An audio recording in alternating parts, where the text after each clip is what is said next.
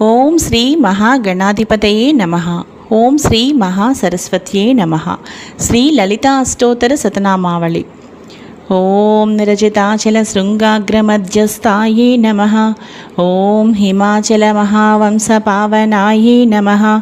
ఓం శంకరార్ధాంగ సౌందర్య శరీరాయే నమః. ఓం లసన్మరకత స్వచ్ఛ విగ్రహాయే నమః. ఓం మహాతిశయ సౌందర్య లావణ్యాయే నమః. ఓం శశాంకశేఖర ప్రాణవల్లభాయే నమః. ఓం సదా పంచదశాత్మైక్యస్వరూపాయే నమః. ఓం వజ్రమాణిక్య కనక కిరీటాయే నమః. ఓం కస్తూరి తిలకోల్లాసినిటలాయే నమః. ఓం భస్మరేకాంకితల సన్మకుటాయే నమః. ఓం వికచాంబోరుహదళలోచనాయే నమః. ఓం శరచ్చాంపేయ పుష్పాభనాసికాయే నమః. ఓం లసత్కాంచన తాటంకయుగళాయే నమః. ఓం మణిదర్పణ సంకాసకపోలాయే నమః. ఓం తాంబూలపూరిత స్మేరవదనాయే నమః. ఓం సుపక్వదాడిమీ బీజరదనాయే నమః. ఓం కంబుపోగ సమచ్ఛాయ కందరాయే నమః. ఓం స్థూలముక్తాఫలోదారసుహారాయే నమః. ఓం గిరీశబద్ధమాంగళ్యమంగళాయే నమః. ఓం పద్మపాశాంకుశలసత్కరాబ్జాయే నమః. ఓం పద్మకైరవమందారసుమాలిన్యే నమః. ఓం సువర్ణకుంభయుగ్మాభసుకుచాయే నమః. ఓం రమణీయ చతుర్బాహు సంయుక్తాయే నమః. ఓం కనకాంగదకేయూరభూషితాయే నమః. ఓం బృహత్సౌవర్ణ సౌందర్యవసనాయే నమః. ఓం బృహన్నితంబ విలసజ్జఘనాయే నమః. ఓం సౌభాగ్యజాత శృంగారమధ్యమాయే నమః. ఓం దివ్యభూషణ సందోహరంజితాయే నమః. ఓం పారిజాత గుణాధిక్య పదాబ్జాయే నమః. ఓం సుబద్మరాగ సంకాస చరణాయే నమః. ఓం కామకోటి మహాపద్మపీఠస్థాయే నమః. ఓం శ్రీకంఠనేత్ర కుముద చంద్రికాయే నమః. ఓం సచామర రమావాణి విరాజితాయే నమః. ఓం భక్తరక్షణ దాక్షిణ్య కటాక్షాయే నమః. ఓం బ్రహ్మోపేంద్ర శిరోరత్నరంజితాయే నమః. ఓం సచీముఖ్య మరవధూసేవితాయే నమః. ఓం లీలాకల్పిత బ్రహ్మాండమండలాయే నమః. ఓం అమృతాది మహాశక్తి సంవృతాయే నమః. ఓం ఏకాతప్రత సామ్రాజ్యదాయికాయే నమః. ఓం సనకాది సమారాధ్య పాదుకాయే నమః. ఓం దేవర్షిభిస్తూయమాన వైభవాయే నమః. ఓం కలశోద్భవ దుర్వాస పూజితాయే నమః. ఓం మత్తేభవక్త్ర షడ్వక్త్రవత్సలాయే నమః. ఓం చక్రరాజ మహామంత్రమధ్యవర్చే నమః. ఓం చిదగ్నికుండ సంభూత సుదేహాయే నమః. ఓం శశాంకఖండ సంయుక్తమకుటాయే నమః. ఓం మత్తహంసవధు మందగమనాయే నమః.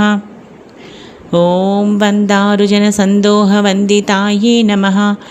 ఓం అంతర్ముఖ జనానందఫలదాయే నమః. ఓం పతివ్రతాంగనాభీష్టఫలదాయే నమః. ఓం అవ్యాజ కరుణాపూరపూరితాయే నమః. ఓం నితాంత సచ్చిదానంద సంయుక్తాయే నమః. ఓం సహస్రసూర్య సంయుక్త ప్రకాశాయే నమః.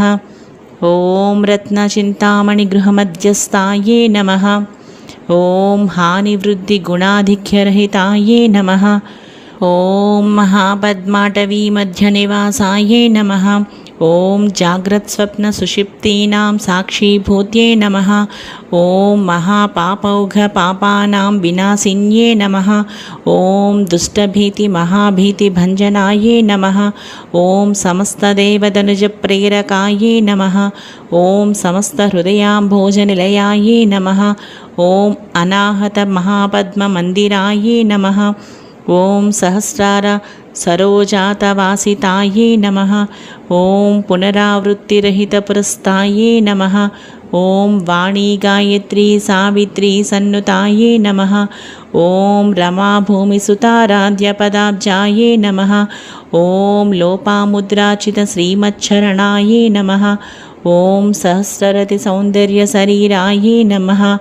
ॐ भावनामात्रसन्तुष्टहृदयायै नमः।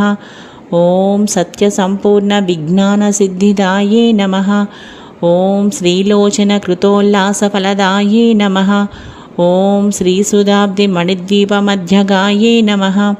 ॐ दक्षाध्वरविनिर्भेदसाधनायै नमः। ॐ श्रीनाथसोदरीभूतशोभितायै नमः। ॐ चन्द्रशेखरभक्तातिभञ्जनायै नमः। ॐ सर्वोपाविनिर्मुक्तचैतन्यायै नमः। ॐ नामपारायणाभीष्टफलदायै नमः। ॐ सृष्टिस्थितितिरोधानसङ्कल्पायै नमः। ॐ श्रीषोडशाक्षरीमन्त्रमध्यगायै नमः। ॐ अनाद्यन्तस्वयंभूतदिव्यमूर्त्यै नमः। ॐ भक्तहंसपर्यामुख्यवियोगायै नमः। ॐ मातृमण्डलसंयुक्तललितायै नमः। ॐ बण्डदैत्यमहासत्त्वनाशनायै नमः। ॐ क्रूरभण्डशिरच्छेदनिपुणायै नमः। ॐ धात्राच्युतसुराधीशसुखदायै नमः। ॐ चण्डमुण्डनिशुम्भादिखण्डनायै नमः।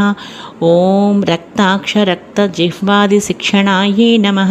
ॐ महिषासुरदौर्वीर्यनिग्रहायै नमः।